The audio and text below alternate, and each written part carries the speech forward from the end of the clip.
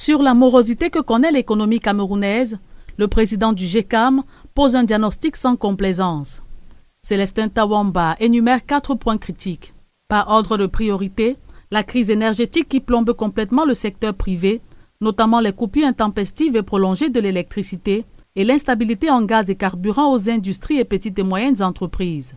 Conséquence, l'achat et la maintenance des groupes électrogènes engendrent des coûts supplémentaires, freinant ainsi la compétitivité des entreprises locales face à la forte concurrence étrangère mieux structurée. Deuxième mal-être des entreprises, la pression fiscale et le harcèlement de l'administration. Le patron des patrons dénonce des politiques fiscales plus punitives qu'incitatives. Un élargissement croissant de l'assiette fiscale sur le secteur formel, avec des contrôles intempestifs qui découragent les entrepreneurs et fragilisent le tissu économique. L'État fait tout, sauf des réformes visant à structurer le secteur formel, devenu une réelle menace pour les entreprises citoyennes.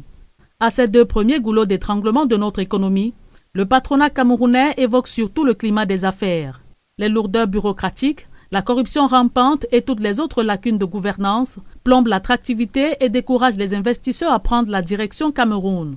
Bien plus, il y a le poids de la dette intérieure estimée à plus de 5 000 milliards de francs CFA impayés aux prestataires locaux, dont les délais de paiement asphyxient la trésorerie des PME et les conduit droit à la potence des faillites en cascade, entraînant ainsi une chute de l'investissement privé. Et comme conséquence grave de tous ces dysfonctionnements, le taux de croissance stagne bien en deçà des objectifs d'un taux de croissance à 2 chiffres de la stratégie nationale de développement d'ici 2030. Conclusion, tranche Célestin Tawamba, la création des richesses et des milliers d'emplois décents révèle ainsi toutes ses limites dans la lutte contre le chômage des jeunes et la réduction de la pauvreté.